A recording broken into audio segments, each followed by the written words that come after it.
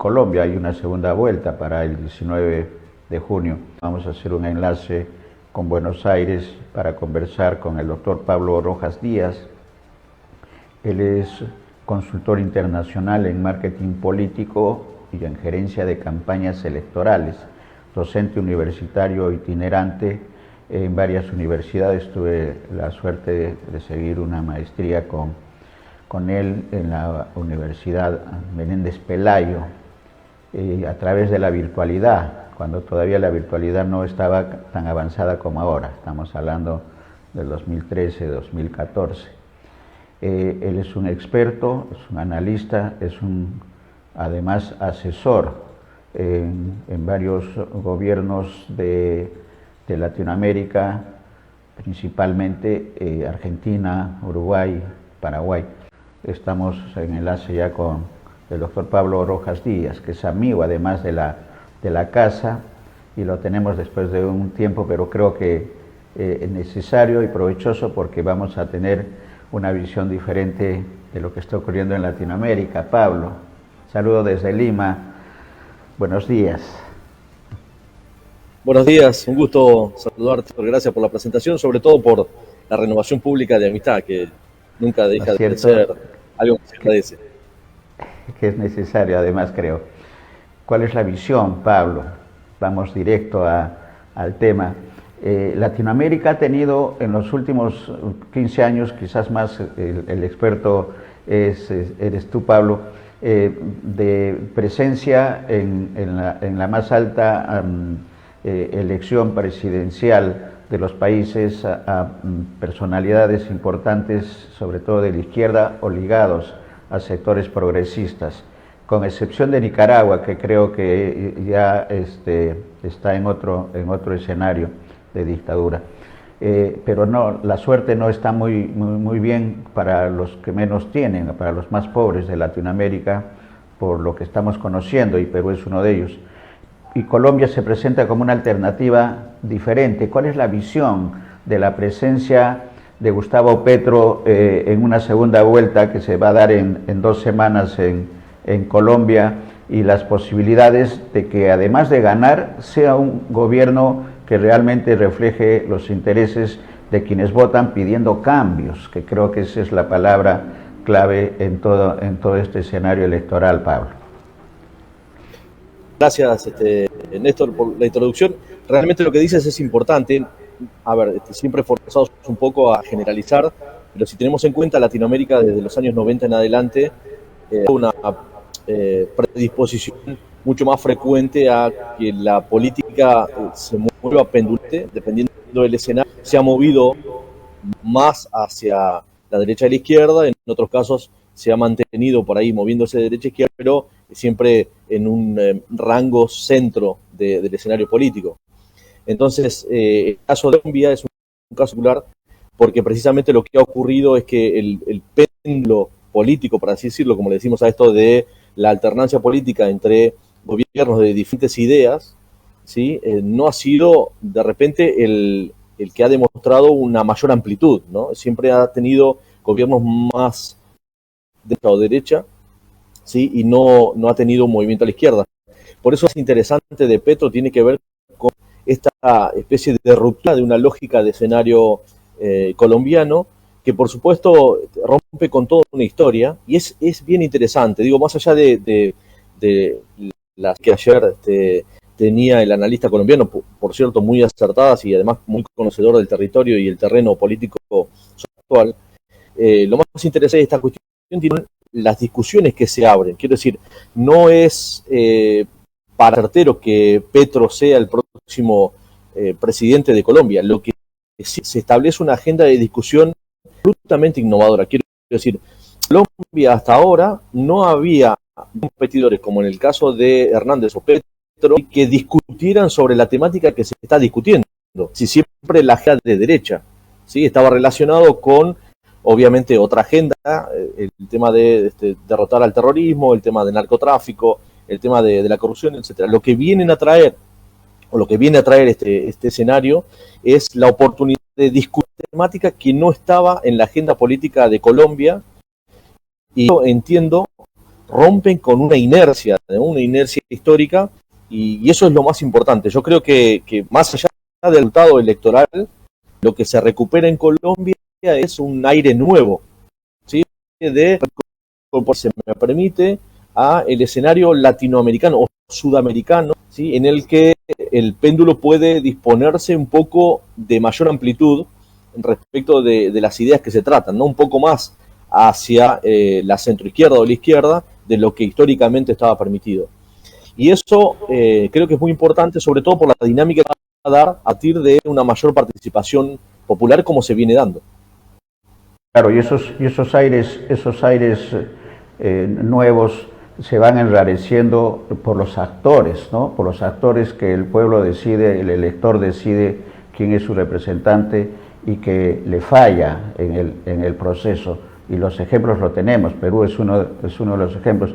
¿Qué es lo que puede estar diferenciándose con el escenario colombiano, con Petro, un excelente alcalde de Bogotá, exitoso alcalde de Bogotá, una campaña también en la que ha tenido una participación muy inteligente, lo hemos seguido de cerca, Pablo, y además acompañada por Francia Márquez, que es, digamos, un fenómeno dentro de lo que significa para los colombianos, y fenómeno en el buen sentido de la palabra, porque ha jalado y ha arrastrado a las mujeres y a los jóvenes, que ese es el otro gran actor de estos escenarios de vientos nuevos, como dices, pero que se enrarecen.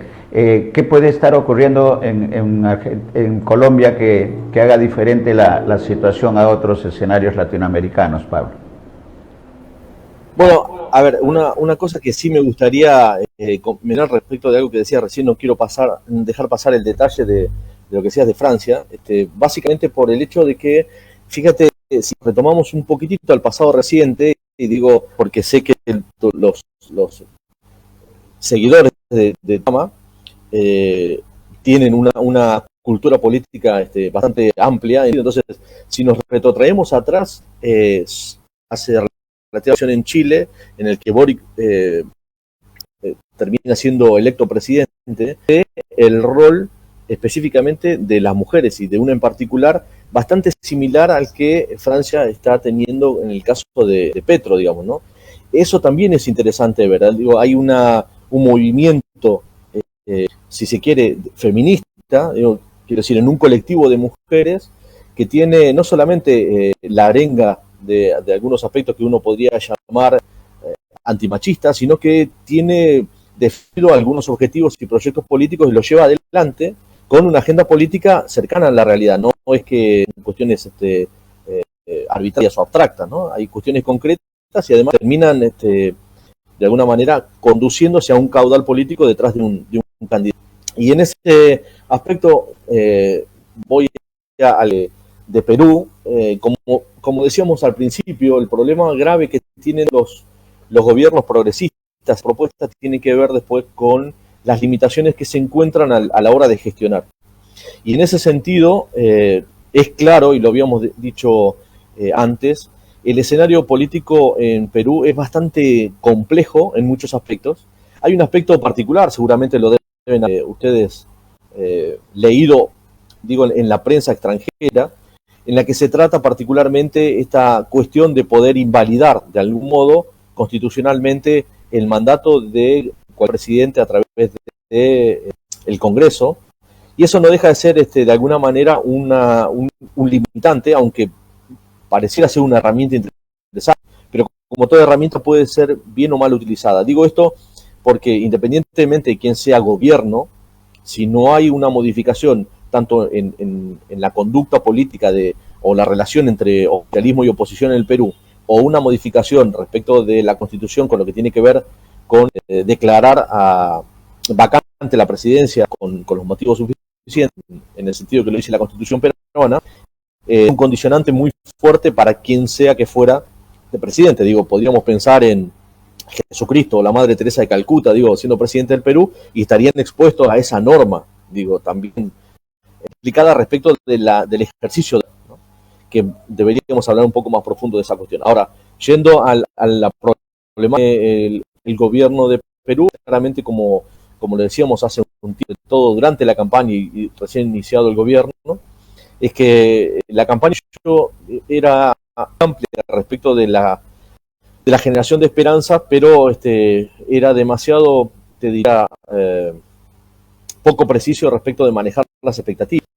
Entonces, lo que genuinamente es una frustración, ¿no? Cuando uno de repente vota y cree que optar por una posibilidad o una opción que venga a transformar las cosas, si eso no ocurre tal y espera y el tiempo que uno espera, claramente se ve en problemas. Es decir, hoy el gobierno básicamente no solo por la dinámica política que tiene que ver con básicamente como la relación esta entre oposición y oficialismo, sino también por el sucesivo descrédito popular que empieza a tener ante la falta de respuesta a necesidades concretas que, no olvidemos, e insisto con esto, en las de campaña, sobre todo al principio, eran vistas como sencillas de solucionar, o por lo menos si llegaba al poder rápidamente iba a encontrarse a las necesidades tan fundas y concretas.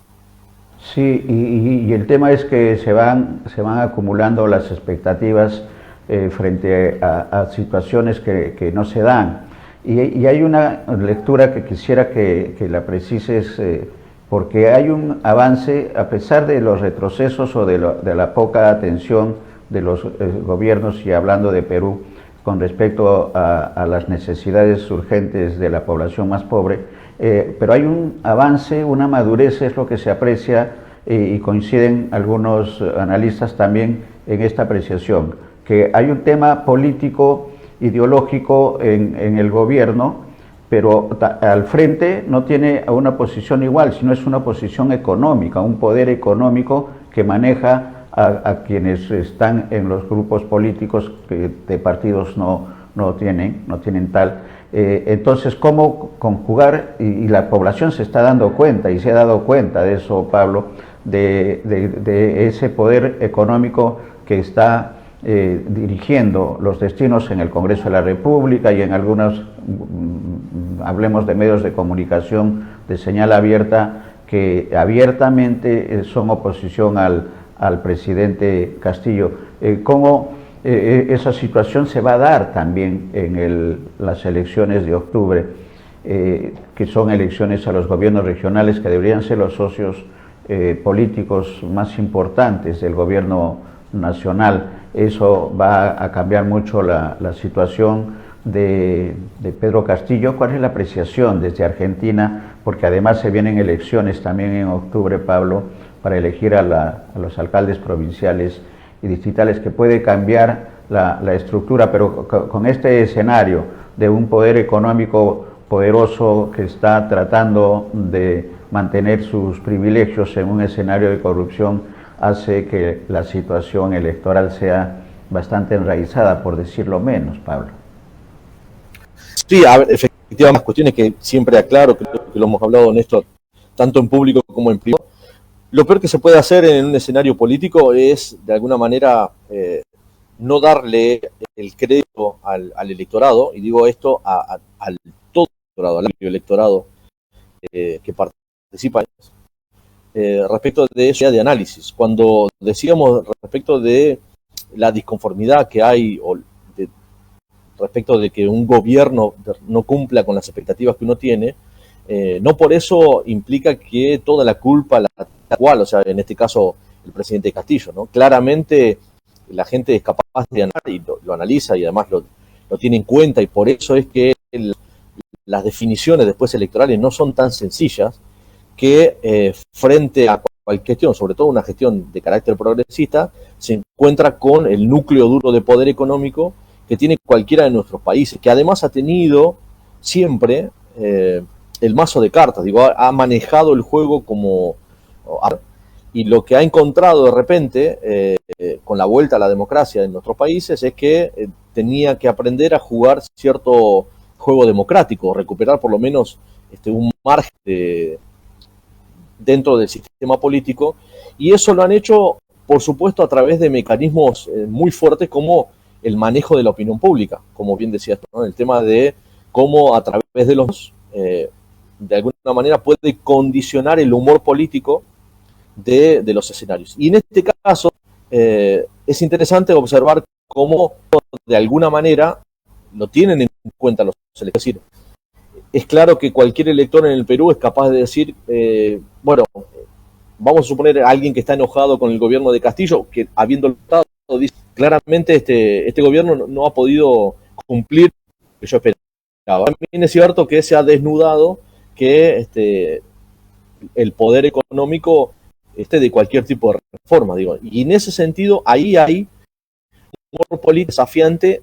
¿Por qué? Porque de alguna manera, y es el gran peligro que se corre, Néstor, eso en algún momento lo hemos hablado en otro programa, el tema en el que los empiezan a sentir que, a pesar de que un actor y que gane las elecciones, ¿sí? En definitiva, la porción de poder que tiene para transformar no es la suficiente, ¿sí? O no es la, por lo menos, aparentemente sería necesario para hacer una transformación más grande. ¿Por qué? Porque existen condicionantes, tanto económicos como políticos, en el escenario político que marcan los límites de cualquier transformación. Suponiendo que en el caso de Castillo, digo, ha tenido una imagen fluctuante y por ahí no vive su mejor momento respecto de la opinión pública, sí es cierto que las veces que asumió la imagen del presidente Castillo ha tenido que ver de repente con una reacción feroz desde la opinión, en la cual obviamente le han dado eco. Está diciendo básicamente que a pesar de que el grupo de poder una limitante fuerte para el ejercicio del gobierno, también es cierto que tanto electoras como electores son capaces de discernir quién o dónde se está parado, ¿no? Pero insisto, el problema grave que genera situaciones es que la gente se ha de descreer de la posibilidad que le brinda la democracia de hacer la transformación que están esperando.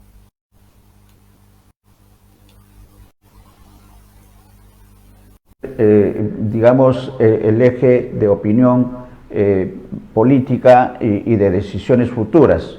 Me refiero a que Arequipa, por ejemplo, la región Arequipa, que es importante y a la que tenemos mucho cariño porque además somos del lugar, ha aparecido un movimiento político regional conformado por el ex rector de la Universidad Nacional San Agustín de Arequipa, que ha sido un exitoso rector. Hay un partido político que está un poco en un nivel muy bajo, el Partido de la Ciencia del Perú, que también está conformado por docentes, por miembros de la academia.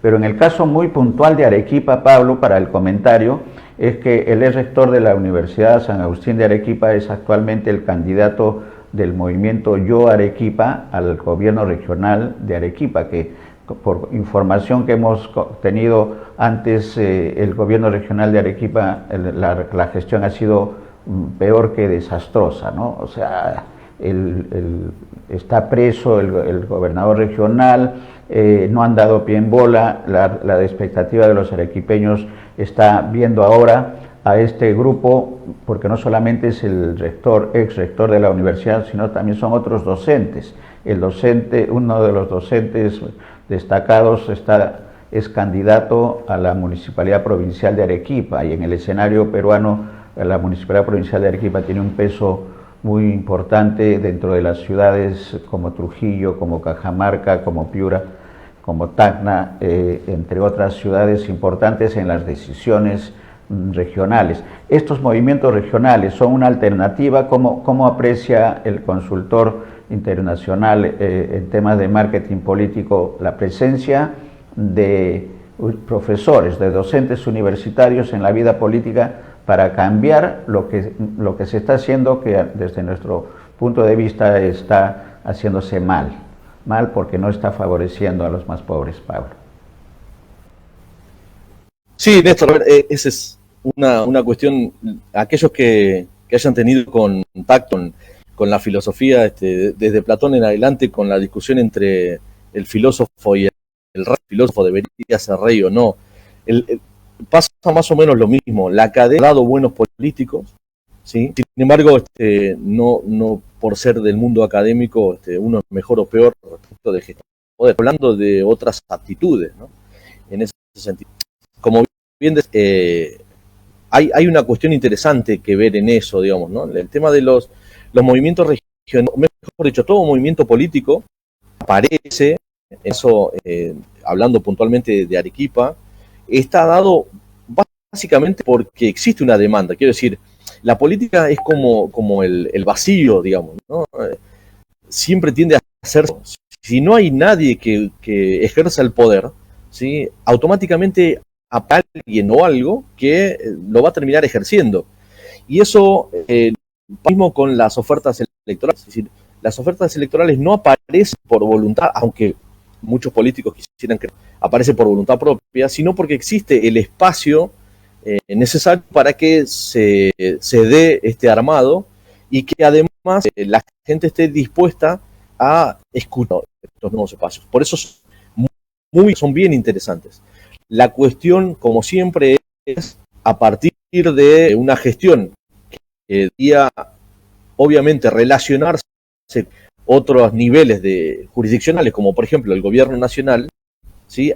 Una vez que se den las elecciones y los resultados, no solamente se trata de gobernar la región, sino también de gobernar en relación con un gobierno nacional y por supuesto con locales. Esa capacidad de gestión es algo que dependerá mucho cómo se forme el equipo de gestión, de cómo se trabaje y por supuesto también hagan los enunciados en las campañas electorales precisamente para no de alguna manera andar después o mejor dicho, o de alguna manera desesperanzar a quienes opten por esas situaciones. Como bien dices, las urgencias y necesidades de peruanas tienen de la política una respuesta lo más inmediata posible. Y claramente, a veces con los movimientos regionales, lo que ocurre es si no hay una buena articulación con gobiernos locales o gobiernos nacionales, la respuesta normalmente puede estar todavía más condicionada. Por eso digo que ojalá que todos los políticos que se presenten en campaña electoral no solamente tengan la capacidad de ganar, sino la capacidad de gestionar en relación con los otros poderes e incluso con la probable oposición. Digo esto que normalmente cuando aparecen este tipo de movimientos se encuentran con un escenario político anterior que viene dado, en el que realmente hay de alguna manera partidos políticos o grupos que tienen un espíritu de decir no quieren que la cambie demasiado e incluso aún cuando estos movimientos de las elecciones, las trabas o que van a intentar poner a este nuevo gobierno van a ser complicadas de manejar para quien recién arriba a la gestión política. Por eso es muy importante, Néstor, lo que siempre hablamos, ¿no? El enunciado, cómo se enuncia una campaña electoral, cómo se trabaje, el tema de las expectativas, la comunicación, articulación, cómo generar un cuerpo o un sustento político lo suficiente como para después tener crédito al momento de la gestión. Tendría que utilizarse también el antecedente histórico, y el antecedente histórico en Arequipa es que ya hubo un ex rector de la universidad en el gobierno regional, Juan Manuel Guillén, que es el artífice de un poco la modernidad que tiene Arequipa en este momento, y que en el tema deportivo tiene el estadio de la UNSA, que es uno de los mejores escenarios, los 5 mejores escenarios del Perú. Entonces ese antecedente también tendría que utilizarse, ¿no es cierto? Además del gran background que significa conocer un poco más allá la realidad en la condición de ser docentes universitarios. Y el equipo también, como bien señalas, es importante destacar. De manera que hay mucha expectativa y mucha, digamos, confianza en la población, que tendría que ser fortalecida con los hechos que estás señalando. ¿Y qué más tendría que hacerse en el plano comunicacional urgente, considerando que los arequipeños están saliendo de un gobierno regional bastante deficitario en resultados, ¿no? Néstor, a ver, yo en la reflexión que hacía antes intentaba ser lo más objetivo posible. Ahora, si me permites, voy a abrir un paréntesis en este aspecto. Y digo, a mí un movimiento que además esté incorporado o integrado por docentes me genera una expectativa positiva, claramente, ¿no? Es decir, que, como decía antes, está acostumbrada a trabajar en equipo, a manejar dificultades y tiene la capacidad de interacción social, ¿sí? Humanos, por supuesto, mucho más desarrollada y en el sentido necesario para la política, que tiene que ver con la transmisión de conocimiento y, de alguna manera, en la generación de voluntades inteligentes, digamos, ¿no? Quiero decir, no me imagino docentes ejerciendo en la política orientándose a algo que no fuera democrático. Dicho esto, y digo, síntesis de la subjetividad, lo interesante sería precisamente trabajar este perfil que tú dices, digamos, ¿no? Es un perfil que tiene un antecedente muy positivo, sobre todo respecto de la gestión saliente, y en ese aspecto creo que reforzar las fortalezas que tiene el candidato, ¿sí? Además sus créditos académicos y sobre todo el conocimiento que se tiene de él en el ámbito, ¿sí? Académico, que es un aspecto no menor en tanto y en cuanto la gente cuando elige un candidato, ¿sí? Lo que está eligiendo también es a la persona y a sus valores, ¿no? Y en ese aspecto creo que comunicar aquellos valores que son reconocidos socialmente en el ámbito en el que se ha manejado son una clave importante. Yo creo que, por supuesto, Arequipa tiene la posibilidad sentido de trabajar en una comunicación mucho más transparente que cualquier tipo de elección anterior, en la que se discutan temas concretos, ¿no? Y eso será bienvenido para esta elección, para Arequipa, como para la democracia, siempre lo decimos, ¿no? Todas las campañas políticas condicionan o positivo o negativamente, ¿sí? Al sistema político y a la democracia.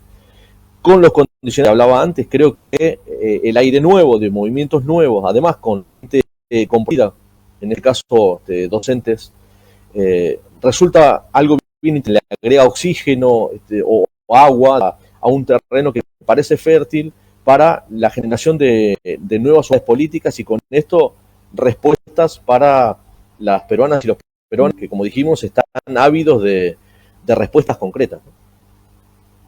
Nosotros siempre nos hemos caracterizado además por el conocimiento del profesional que es Pablo Rojas Díaz, que somos optimistas de nacimiento y de crecimiento, como hemos señalado, ¿no? Y eso significa los nuevos vientos, y creo que los nuevos vientos están con la presencia de estos personajes importantes de la academia ingresando a tomar decisiones regionales, pero que también pueden ser un buen antecedente, Pablo, para lo que puede significar el escenario nacional, que también está requiriendo presencia, creemos, ya de personalidades de la academia en las decisiones. Gracias por la oportunidad. Si hubiera algo más para comentar con respecto al escenario latinoamericano, Pablo, Chile, Colombia, Ecuador está en una situación bastante difícil con el presidente Lasso, y ni qué decir del gobierno peruano, de Pedro Castillo.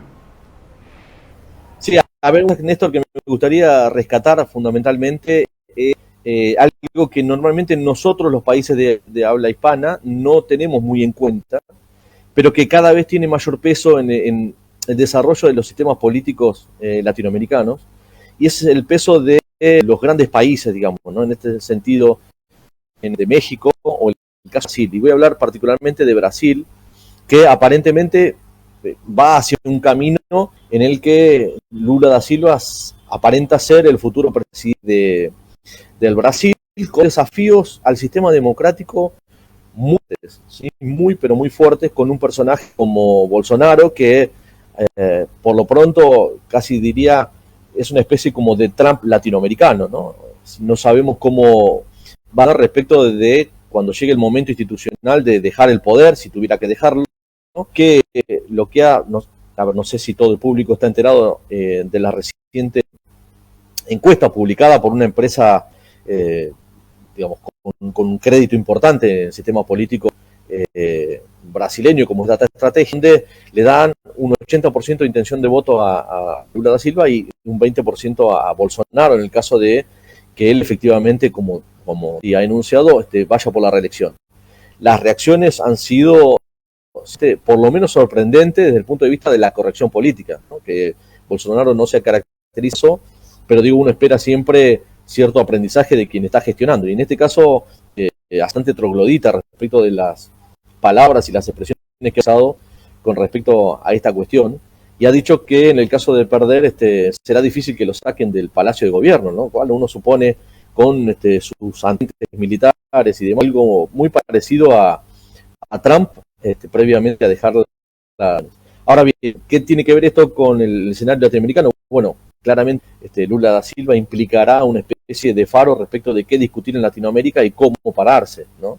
Y ahí hay una cuestión importante, considerando que estamos en una guerra, habrán visto medios internacionales y demás, donde hoy habla de una crisis global en los próximos años de alimentos, ¿no? Es decir, donde va a haber una escasez importante, lo cual va a implicar un difícil acceso económico a lo por lo menos de calidad. Y eso para nosotros, para Latinoamérica, debería representar una oportunidad respecto de que somos prácticamente de alimentos, pero también un desafío internamente para que ese tipo de posibilidad no atente contra nuestro propio pueblo, ¿no? En el sentido de sería bueno producir alimentos y más, ¿sí? Pero que esto no implique obviamente una exorbitante elevación del precio de los alimentos, que haga que la población interna de nuestros países tenga unidad de alimentación baja cuando somos proveedores del mundo. Ese desafío creo que liderado por un país como Brasil, con unas ideas progresistas como la de Lula, puede ser un faro interesante para una reorganización de Sudamérica o de Latinoamérica respecto de una realidad bien distinta respecto de lo que teníamos hasta ahora. Digo, hemos pasado por el COVID, estamos ahora en una guerra que se supone que es entre Rusia y Ucrania, pero cada vez parece, no desde el punto de vista bélico, sino desde el punto de vista de acciones, interacción y sobre todo cuestiones de poder blando, a una tercera guerra mundial, digamos, ¿no? Están implicados los actores más y son cuestiones que van a tener consecuencias a mediano y largo plazo. O sea, todavía no estamos viendo las consecuencias de todo este reacomodamiento del mercado global, de tanto financiero, económico, como también, ¿no? Y en ese sentido, creo que aparece una oportunidad, esa oportunidad está planteando desafíos en los cuales habrá que tener en cada escenario político de países, de nuestras regiones y de nuestros países, personas a la altura de las circunstancias. Ojalá sea siempre pensando en el bienestar de los seres humanos y no en el bienestar económico de unos pocos, ¿no? Que ha sido algo que lamentablemente en Latinoamérica ha prevalecido respecto al bienestar general. Desafíos y para el bienestar de todos, creo que son las palabras finales. Vamos a estar, y en desafíos vamos a estar atentos a lo que ocurre en Colombia. Esperemos que tus tiempos, Pablo, nos permitan volver a tener un contacto días antes de la segunda vuelta colombiana y conversar un poco más de Brasil, porque Brasil es un referente importante, no solamente por el tema de tensión y de población, sino porque Brasil ha tenido éxito con respecto a cambios, pero que se han quedado con Bolsonaro, como tú bien lo señalas, el Trump latinoamericano, aunque en Colombia también Hernández lo están considerando una nueva versión corregida y aumentada de Donald Trump, el candidato que enfrenta Gustavo Petro. Vamos a estar atentos. Gracias, Pablo, por la oportunidad, por el tiempo. Gracias en nombre de todos nuestros televidentes. Muchísimas gracias, como siempre, Néstor. Un abrazo enorme a ti y a todos los amigos del Perú. Gracias.